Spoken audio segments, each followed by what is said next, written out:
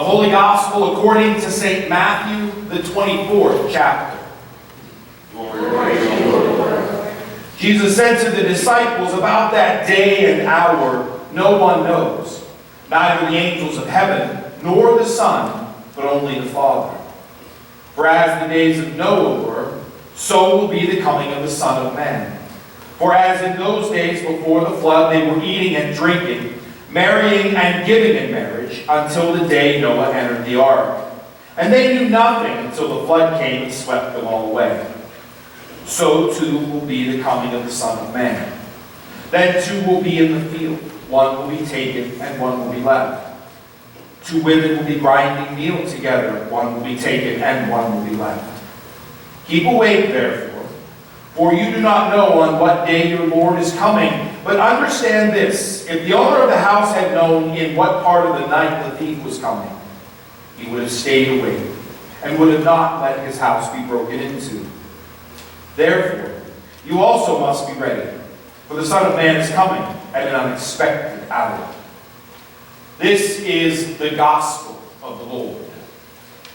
Praise to you, Lord Christ. You may be seated.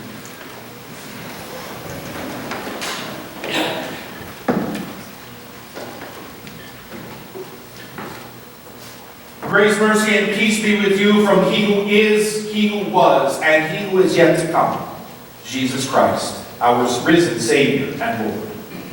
Amen. There is a profound difference between not knowing and not caring, between ignorance and willful disobedience. The action is the same, but the intent behind it is different. If you do not know that putting your hand in a pot of boiling water will burn you, and you put your hand in that pot of boiling water, you will get burned. You will learn. But if you do know, and you put your hand in that boiling water, then you don't care that you're going to get burned. Same action, different intent.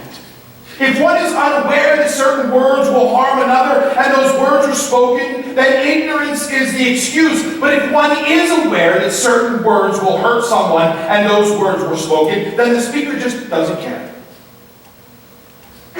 Harming the other doesn't matter. If one doesn't know what God expects, then one cannot follow the directive. Paul says, I didn't know what sin was until I learned the law. So if one doesn't know what God expects, then one cannot follow the directives of God. But if one does know what God expects and does not follow, then that one just doesn't care. God doesn't matter, or doesn't matter enough. There is a profound difference between not knowing and not caring. Not knowing is ignorance. Not caring is apathy. This is where Paul is going in our reading from Romans today. The primal church in Rome was besieged by a massive amount of struggle.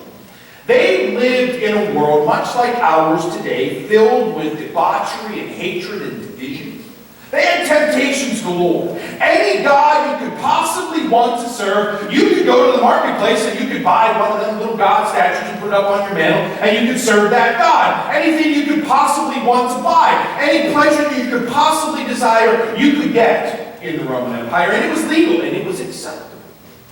So to become a believer in Jesus, to follow God down the Christ road, meant changing one's life. Meant that things would have to be different. Going from unknowing, ignorant, clueless, unaware, to awakened, informed, taught, and instructed. Becoming a believer meant being shown a different path, a new path, a better path that led to God. That led to salvation and promised through the life, death, and resurrection of Jesus Christ. Once a believer had begun to walk this road of faith, turning away from the path of the world, it would have been a joy and a brightening and a pleasure and a desire. That's what happens when we experience God for the first time. It's an enlightenment. But in time, that desire can wane. Even as knowledge increases. The believers in Rome wound up knowing more and caring less. And this is where Paul comes to at the end of the book, calling the believers to rouse themselves from this lethargy. He is not calling the believers in Rome to more knowledge. He is not saying know the Lord more. He is not calling them forth from ignorance. He is calling them to care. He is calling the believers in Rome to stop being apathetic about their faith. You know what time it is, he says to them. You know it. You know what time it is. You know it's time to lay aside the works of this world. You know it's time to walk the path of faith. You know it's time to wake from the slumber of pleasure and self-indulgence. You know it. Now it's time to do it. To know something and not do it. Just to be apathetic about it. To not care. That's where Paul is calling the church. The Lord is coming and he is looking to those who are grasped the call, who are grasping the way of life and struggle to walk it. Look, Paul believed the time was imminent. Paul believed that Christ was going to return before his lifetime came to an end. Paul thought Christ crucified, risen from the dead, ascended, a couple weeks in Maui, Mai Tais, maybe one of those little luau's, that's what I was looking for. Then he's coming back. All right, Paul was waiting for the imminent return of Christ. So he is calling the believers to be ready. Paul wanted to share the space in heavenly glory with as many people as possible.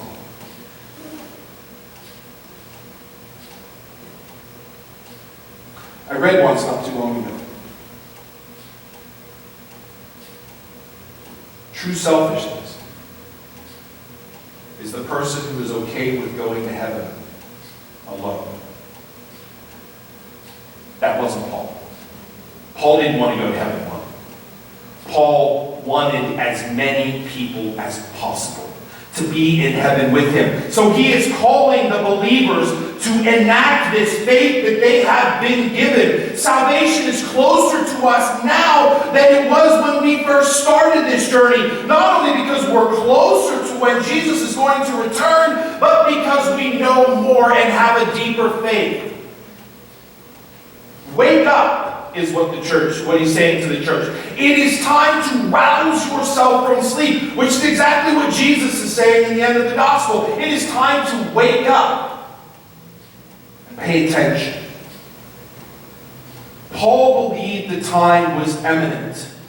And he wanted to share the space in heavenly glory with as many as possible. Which meant that it was time for the believer to turn away from what was going on and grasp the work of God. He was calling the church to care. He was calling the church to move from apathy to action, from stagnation to striving in the glory of God, both personally, individually, as well as communally. And every year, from that call to this day, every year, on the first Sunday of Advent, we hear the same thing. We hear the same call. You know what you're going to hear on the first Sunday in Advent. It is time to wake up. And why do we hear it every year? Because we need to hear it every year. We are no different. We too can become stagnant and apathetic. We too can turn our focus in on ourselves. We too can turn away from that call that God has for the kingdom because we're just too busy or too tired or too whatever. Not that that's unfaithful, not that that's bad. But we too can drift off to sleep. The greatest lie that we can believe in the church, the greatest lie that we can believe in the church is that it will always be here. We are one generation. One generation. I said this in Bible study, quoting H. George Anderson, whom I believe quoted Paul Tillich. We are one generation away from the extinction of the church. We'll let that settle for a second.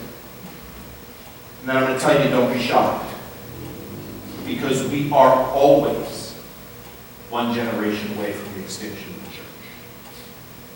We are always one generation away from the extinction of the church because the next generation only learns who we are from us. Because we learned it from those who came before us. Who learned it from those who came before them.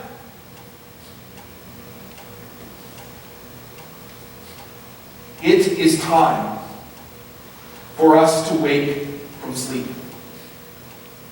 It is time here on this first Sunday of Advent for us to wake from the sleep of apathy.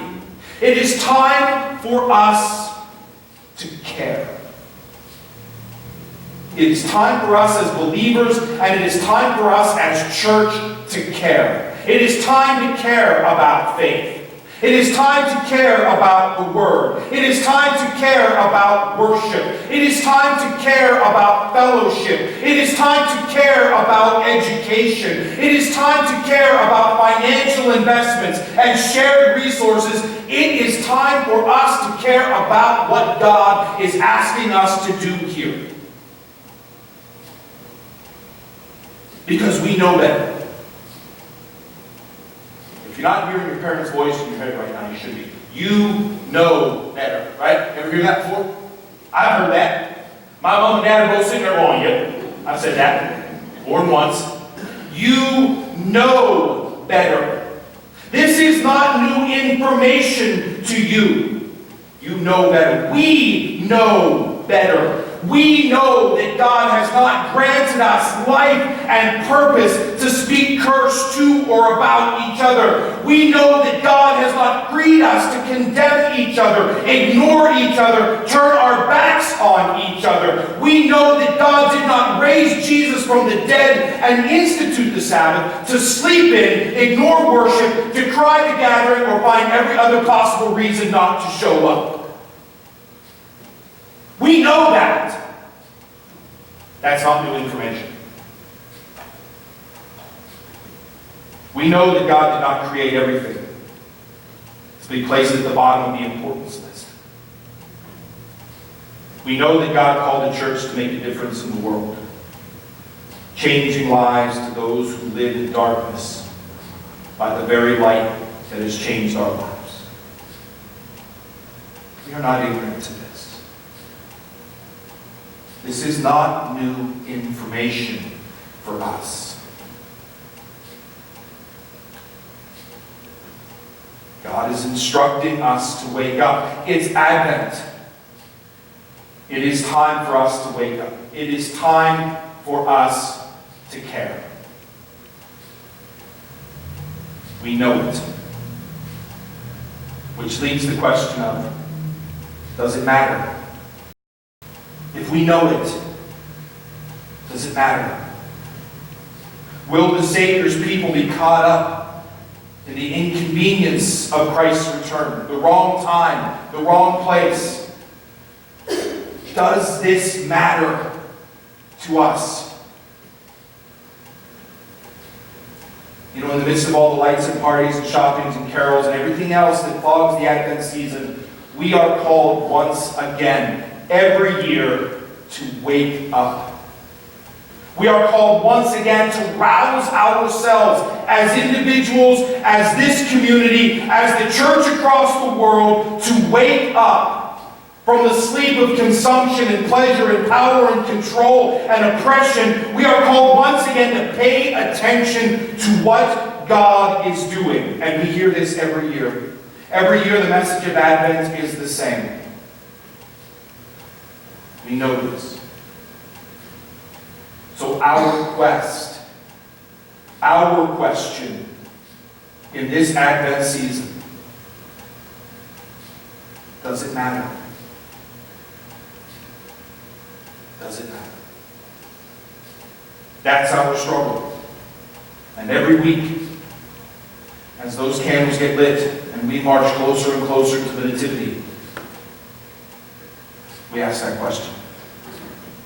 Does it matter? Welcome to Advent.